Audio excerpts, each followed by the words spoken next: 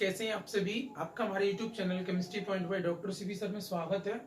आज हम आपको एटॉमिक स्ट्रक्चर का लेक्चर नंबर 5 पढ़ाएंगे। जैसा कि लेक्चर नंबर फर्स्ट में हमने इंट्रोडक्शन बताया था, लेक्चर नंबर 2 में आपको बताया था इसको किस तरीके से डिवाइड किया है। फिर हमने the research of cathode ray, the research of anode रे, इनके बारे में, रिसर्च के बारे में आपको बताया है। और आज जो हमारा जो पार्ट है वो है डिस्कवरी ऑफ न्यूट्रॉन, यानी न्यूट्रॉन की खोज कैसे हुई, और इसके बाद हम इसका बेसिक बताएंगे और ये कंटिन्यू चलता रहेगा। यदि आप हमारे चैनल पर नए हैं तो इस चैनल को आप सबसे पहले प्लीज सब्सक्राइब कर लें, जिससे कि आपको जब भी हम लाइव पढ़ाएं तुरंत आपके पास नोटिफिकेशन पहुंचे और आप लाइव का एंजॉय ले इसको। ओके, तो और इसको शेयर करना ना भूलें, क्योंकि आपके एक शेयर से स्टूडेंट की बहुत बड़ी हेल्प हो सकती है। अब आपको कंटिन्यू वीडियो मिलेगी, क्योंकि बीच में मैंने 12th पर ज़्यादा फोकस किया था, तो 12th की वीडियो मैं कंपलसरी रेगुलर 2 या 3 वीडियो अपलोड कर रहा था, लेकिन अब मुझे 11th को भी कंटिन्यू पढ़ाना है। तो देखिएगा, अब हम बात करते हैं डिस्कवरी ऑफ न्यूट्रॉन। तो देखिएगा, discovery of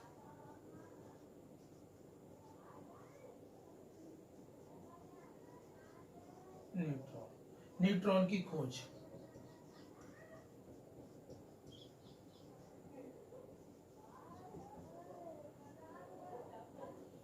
discovery of neutron, जरा समझिए न्यूट्रॉन की खोज कैसे हुई। देखिए, एनोड और कैथोड जो पॉजिटिव और नेगेटिव रे थी उसको बताया था। एक टेस्ट ट्यूब लिया था, उसमें इलेक्ट्रिसिटी पास की थी। जो एनोड की तरफ जो पॉजिटिव की ओर जा रही थी उसे हमने नेगेटिव बोला, जो नेगेटिव से पॉजिटिव की ओर जा रही थी उसको इस तरीके से रिसर्च किया। इसी तरीके से एक बार क्या हुआ, जो वैज्ञानिक चैडविक थे, जो वैज्ञानिक चैडविक थे, एक वैज्ञानिक, एक साइंटिस्ट का नेम था चैडविक।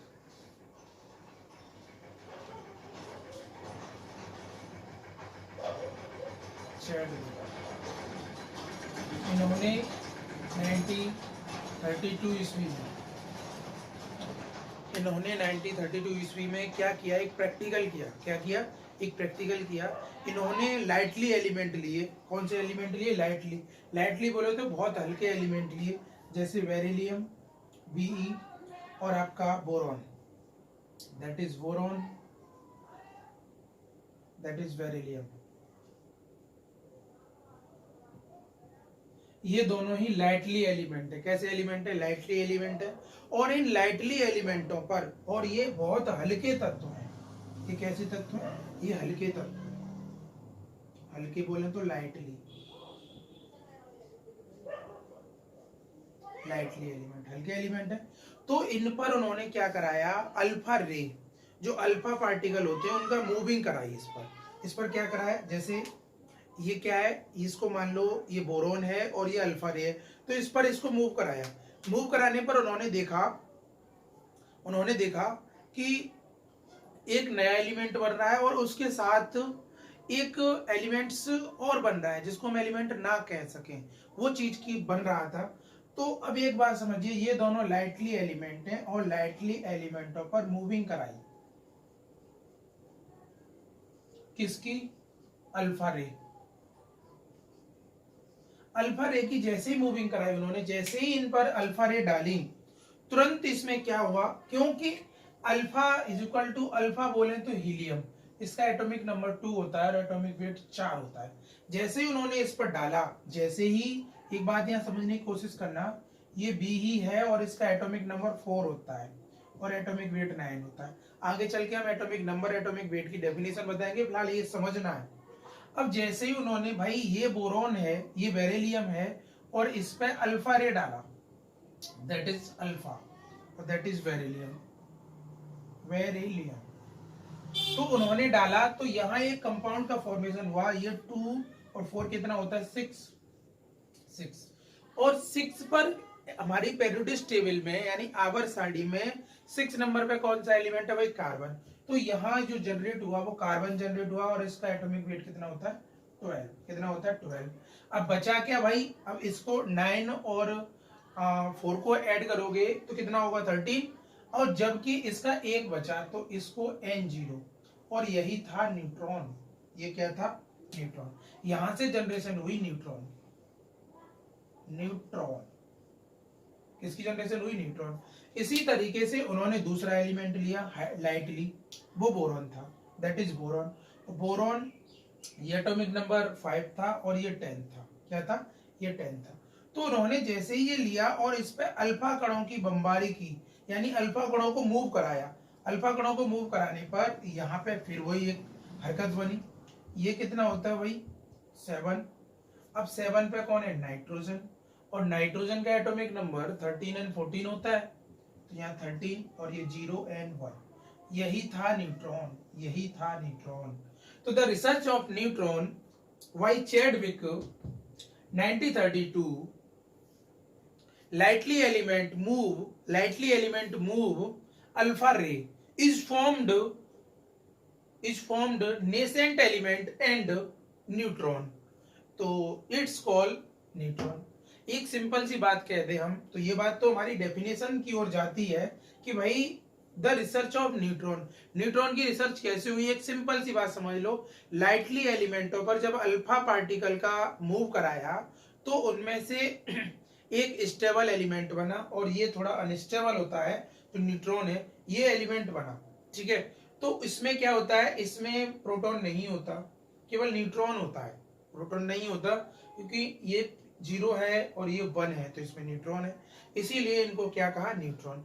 एक सिंपल सी बात में मैं आपसे ये कह दूं कि अब मैं एक डेफिनेशन के द्वारा बताऊं कि चैडविक ने 1932 ईस्वी में जब चैडविक ने 1932 ईस्वी में जब बेरिलियम और बोरॉन आदि हल्के तत्वों पर अल्फा कणों की बमबारी कराई, अल्फा कणों की बमबारी कराई, तो उनमें से उदासीन किरण रे निकलने लगी। उदासीन इलेक्ट्रिसिटी न्यूट्रल, यानी इलेक्ट्रिसिटी न्यूट्रल रे निकलने लगी, जिनको हमने क्या कहा? जिनको हमने कहा न्यूट्रॉन। क्या कहा? ये लाइट के कैसे होते हैं? ये इलेक्ट्रिसिटी न्यूट्रल होते हैं। ये कैसे होते हैं? जो एन हमें यहाँ पे मिला, ये जो जब इन पे हमने 2He4 का मूविंग कराई तो यहाँ हमें कौन मिला? एन मिला, 0 एन। अब इनकी कुछ खासियत थी, अब वो मैं बताऊंगा तुम्हें। इसकी जो रिसर्च की थी वो चैडविक ने की थी। किसने की थी? चैडविक। इसकी रिसर्च चैडविक ने की थी और यह इलेक्ट्रिसिटी फील्ड में विच्छेदित यानी डिफ्लेक्ट नहीं होते, यानी ये इलेक्ट्रिसिटी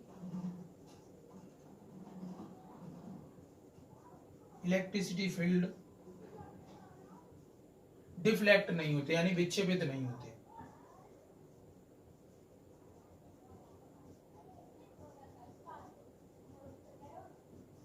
विच्छेदित नहीं होते। अब इनकी जो रिसर्च हुई थी वो कब हुई थी? 1932 ईस्वी में हुई थी। ठीक है, और ये इलेक्ट्रिसिटी फील्ड में क्या होता है? विच्छेदित नहीं होते। और ये मैग्नेटिक एरिया में भी विच्छेदित नहीं होती। मैग्नेटिक एरिया दूसरा पॉइंट है, मैग्नेटिक एरिया में भी ये नॉट डिफ्लेक्ट बोले तो ये विच्छेदित नहीं होते। अब एक सिंपल सी बात है, ये क्या है? ये न्यूट्रल है, ये इलेक्ट्रिसिटी न्यूट्रल है,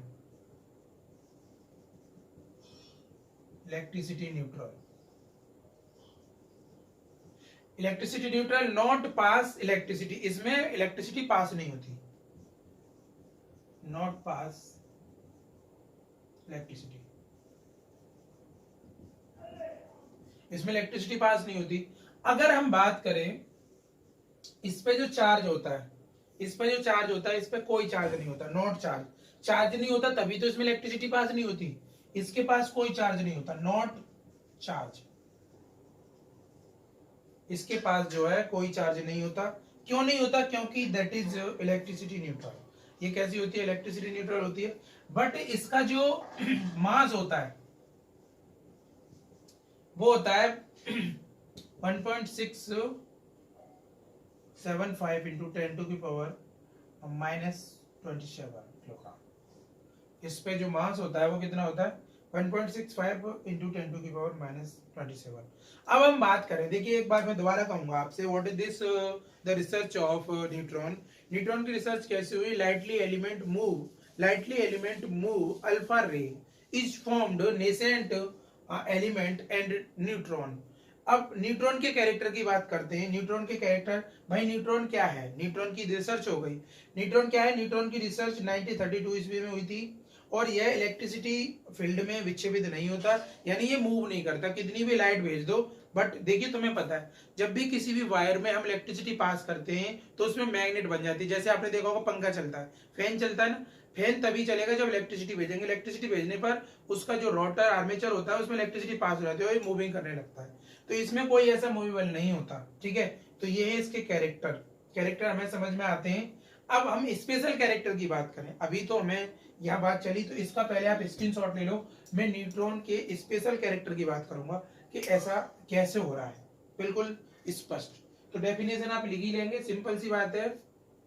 चैडविक ने 1932 ईस्वी में हल्के तत्वों पर अल्फा कणों की बमबारी कराई, तो उसमें से एक बेदी किरणें उत्सर्जित होने लगी जिनको हमने न्यूट्रॉन कहा। न्यूट्रॉन विद्युत के क्षेत्र में विक्षेपित नहीं होते, विद्युत क्षेत्र में विक्षेपित नहीं होते। इनका जो मास होता है 1.6 इंटू 10⁻⁻27 होता है और ये न्यूट्रल होते हैं, ठीक है। ये बात है इसकी, तो इसकी डेफिनेशन आप लिख लेंगे। अब मैं इसके कैरेक्टर की बात करूंगा कि इसके कैरेक्टर क्या है। इसका स्क्रीनशॉट ले लो पहले।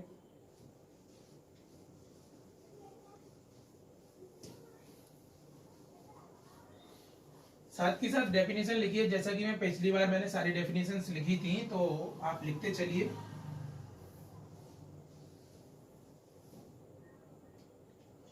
मैं बात करता हूं न्यूट्रॉन ऑफ कैरेक्टर्स।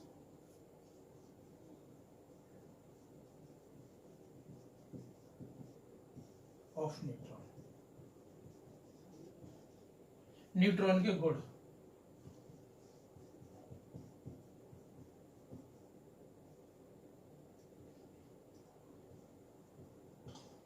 पहली बात, फर्स्ट पॉइंट ये है, all element in chemistry only one element not present, hydrogen, neutron.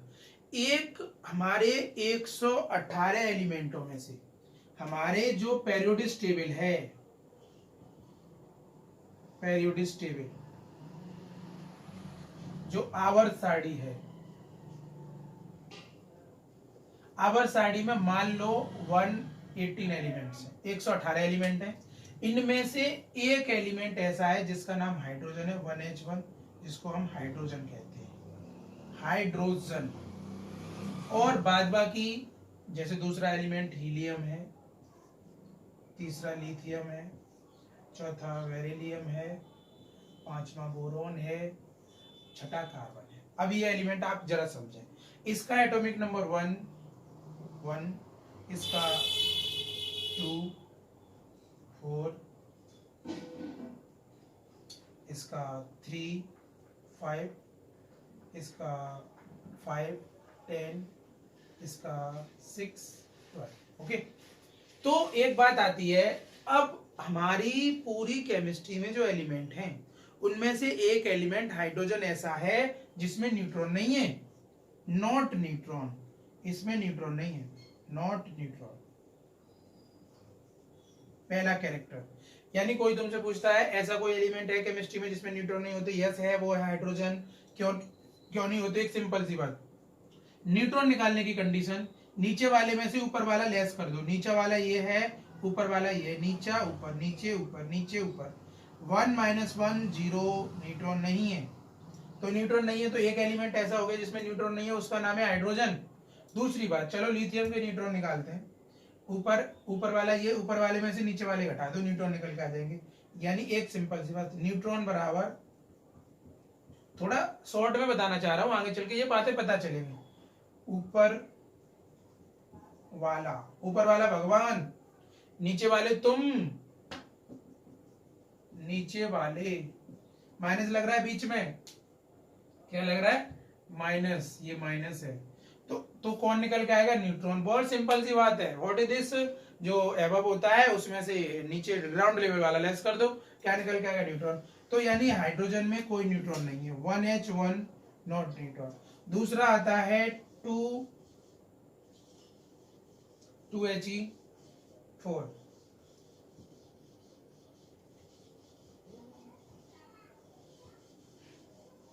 Sorry मैं गड़बड़ कर गया भाई, ये इसका 2, इसका 3, यहाँ 6, यहाँ 4, यहाँ 8, यहाँ 5, यहाँ 10। ओके, ये एटॉमिक नंबर है इसके। अब देखिएगा जरा, अब हीलियम है, हीलियम का 4 है, ऊपर वाला 4 है, नीचे वाला 2 है, तो न्यूट्रॉन कितने हो गए? तो इसमें न्यूट्रॉन है। अगर नेक्स्ट बात करें हम वी का एटॉमिक नंबर कितना है भाई? 4 है, और एटॉमिक वेट आप 9 समझ लो या 8 समझ लो, नो प्रॉब्लम, समझना है थोड़ा सा, 8 समझ लो।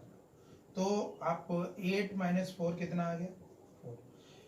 तो केवल एक ही ऐसा एलिमेंट है जो हाइड्रोजन है, इसमें न्यूट्रॉन नहीं पाए जाते, पहली बात। दूसरी बात, न्यूट्रॉन जो है वो इलेक्ट्रिसिटी एरिया में डिफ्लेक्ट नहीं होता, ये दूसरी बात है।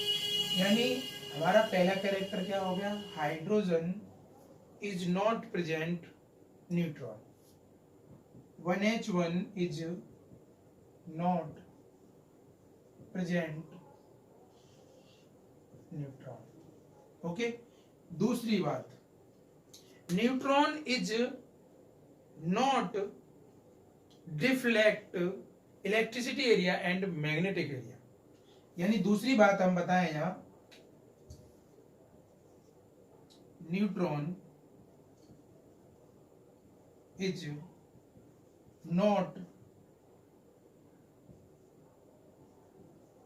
डिफ्लेक्ट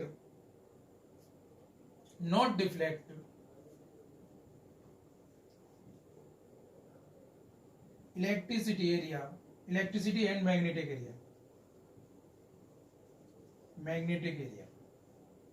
यानी पहली बात, जो न्यूट्रॉन होता है, न्यूट्रॉन जो है वो विद्युत उदासीन है, और वह मैग्नेटिक एरिया में डिस्प्लेसमेंट नहीं होता, यानी मूव नहीं करता, और इलेक्ट्रिसिटी एरिया में भी नहीं करता, क्योंकि यह इलेक्ट्रिसिटी न्यूट्रल है। तीसरी बात, neutron have atomic mass neutron have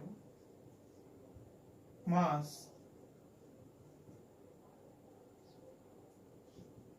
1.675 into 10 to the power -27 kilogram. यानी न्यूट्रॉन का जो मास होता है वो कितना होता है? 1.65 into 10 to the power -27। Neutron has radius, neutron की जो रेडियस होती है, neutron have radius r is equal to 10 to the power -13 centimetre. Neutron की जो रेडियस होती है वो कितनी होती है?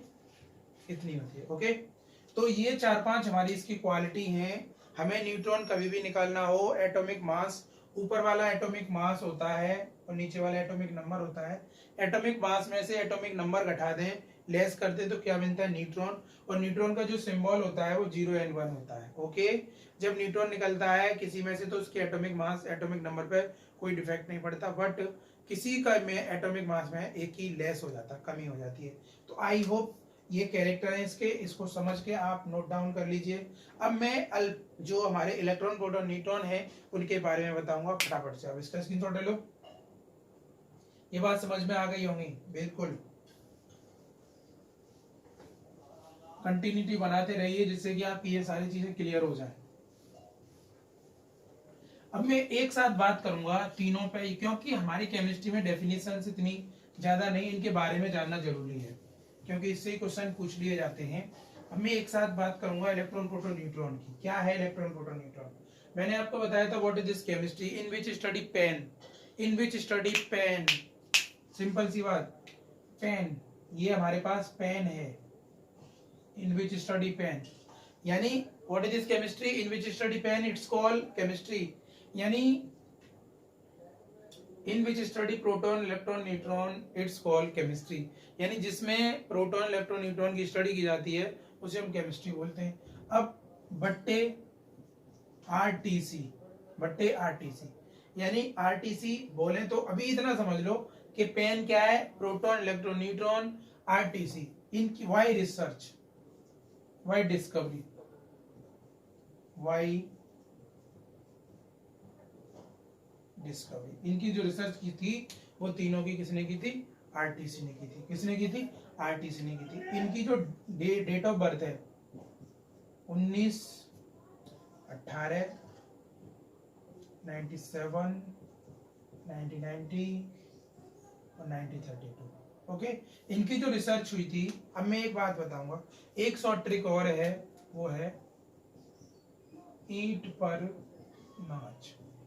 कौन सी है? ईंट पर नाच। अब एक बात समझ लो, P for proton,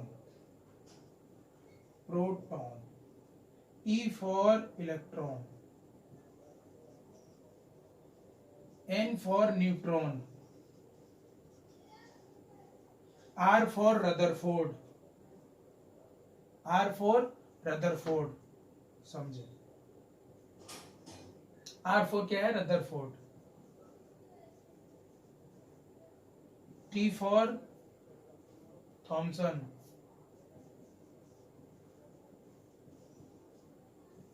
C for Chadwick,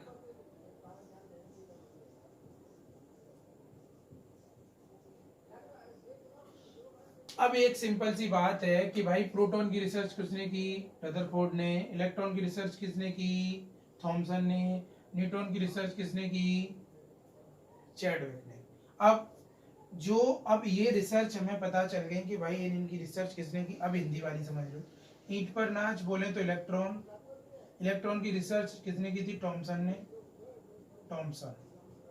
P for proton, proton की रिसर्च किसने की थी? रदरफोर्ड ने, रदरफोर्ड ने। एन फॉर न्यूट्रॉन, न्यूट्रॉन की रिसर्च किसने की थी भाई? Chadwick, Chadwick. किसने की थी? चैडविक। ओके, अब हमें इतनी बात पता चल गई कि भाई इसकी रिसर्च किसने की। तो अगर कोई तुमसे पूछता है कि भाई इलेक्ट्रॉन क्या है, तो आप जरा समझे, इलेक्ट्रॉन का जो सिंबल होता है, इलेक्ट्रॉन की बात चल रही है, इलेक्ट्रॉन की जो रिसर्च हुई थी वो कब हुई थी, कैसे हुई थी, ठीक है, वो चीज समझनी है। सबसे पहले ईंट पर नाच, ईंट पर नाच का मतलब इलेक्ट्रॉन, इलेक्ट्रॉन की जो रिसर्च हुई थी वो 1897 में हुई थी। कब हुई थी? 1897 में हुई थी। इसके जो सिंबल थे वो -E0 या -1β0 था, -1β0 था। इस पे जो चार्ज था, ये क्या है? सिंबल, इसके सिंबल थे। इसकी जो देखिए, इलेक्ट्रॉन की जो रिसर्च की थी जे जे थॉमसन ने की थी, कब की थी? 1897 ईस्वी में की थी। इलेक्ट्रॉन का जो सिंबल होता है -E0 या -β0 होता है। क्या होता है? -E0 या β0 होता है। ओके, इस पर जो चार्ज होता है,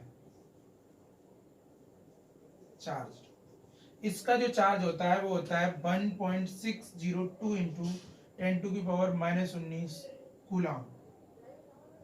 कूलम क्या होता है? कूलम। और वो भी इस पे नेगेटिव चार्ज होता है,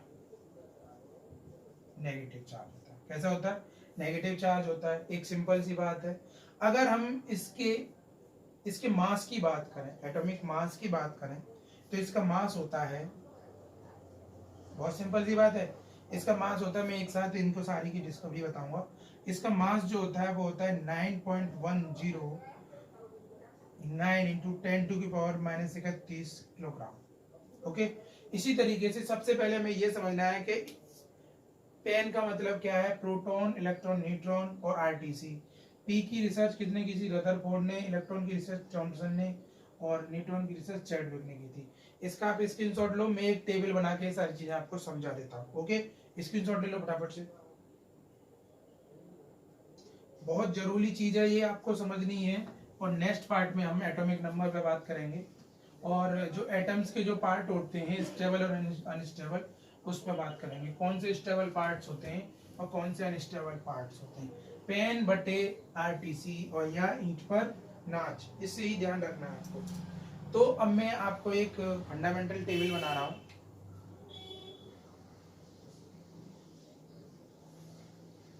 फंडामेंटल टेबल ऑफ पेन।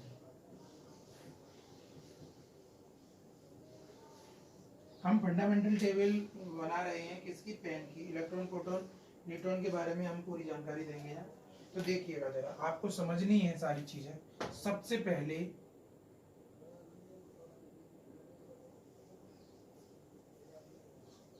बात करते हैं।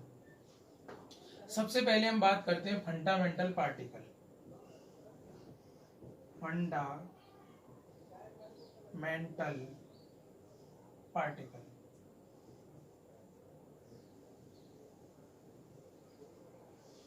Fundamental particle. दूसरी बात करते हैं सिंबल। तीसरी बात करते हैं चार्ज।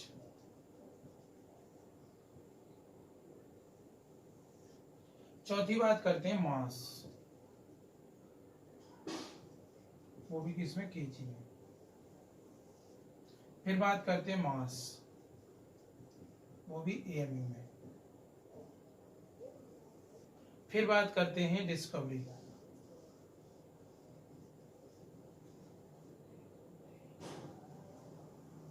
फिर बात करते हैं सन, डेट, कब कैसे हुई। ओके, एक सिंपल सी बात वे में आपको समझना है ये सारी चीजें। फंडामेंटल पार्ट्स बोले तो मूल कण, सिंबल बोले तो प्रतीक,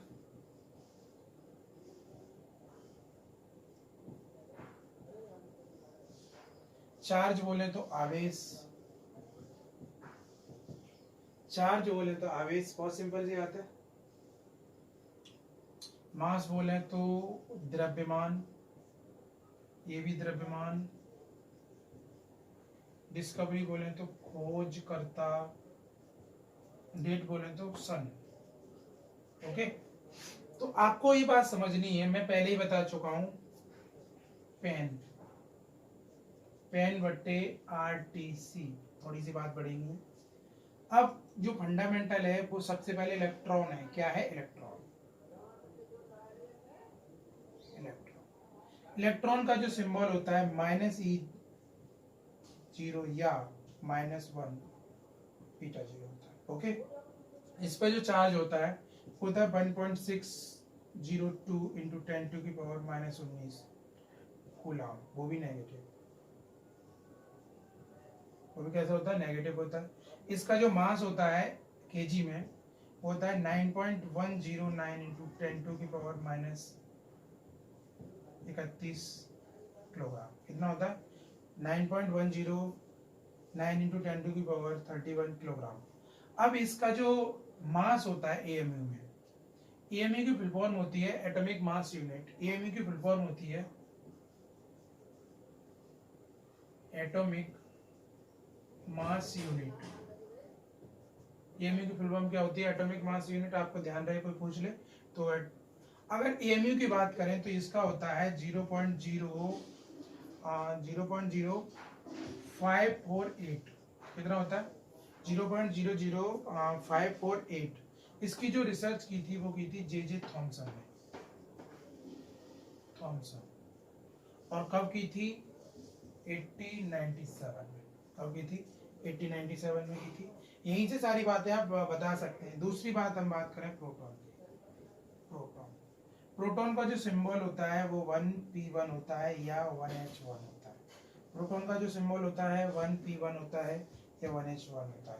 इसका जो मास होता है, इसका वो जो चार्ज होता है वो सेम होता है 1.602 into 10⁻⁻19 coulomb positive.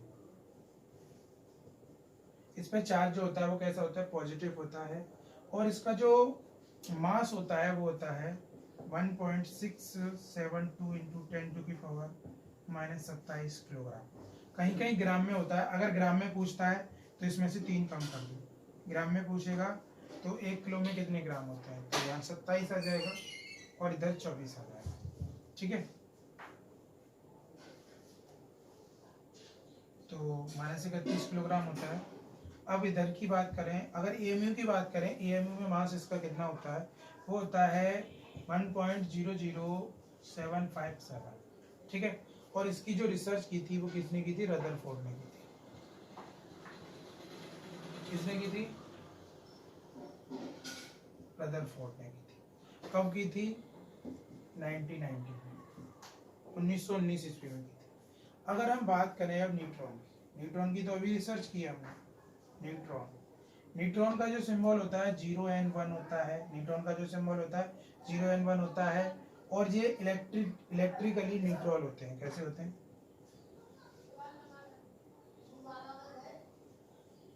Electrically neutral. ये विद्युत उदासीन होते हैं, विद्युत उदासीन। ऐसा मैं बता चुका हूँ जब रिसर्च की थी तब। इस पर जो चार्ज होता है वो सेम होता है, बस 2 की जगह 5 कर दो, कोई खास नहीं, सेम भी लिख दो, कोई दिक्कत नहीं। 1.675 इंटू 10⁻27 kg किलोग्राम।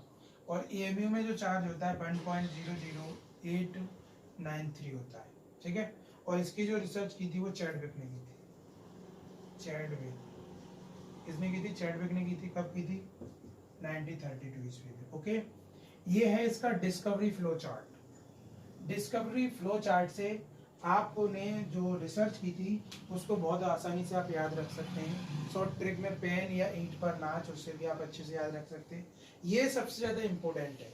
इसके बाद जो हमारा नेक्स्ट पार्ट आएगा उसमें हम आपको बताएंगे कि एटॉमिक नंबर क्या होता है, एटॉमिक मास क्या होता है, नेक्स्ट पार्ट में। ओके, इसे अच्छे से नोट्स बनाइए, अपने हैंड राइटिंग में लिखिए। तब तक के लिए जय हिंद, जय भारत।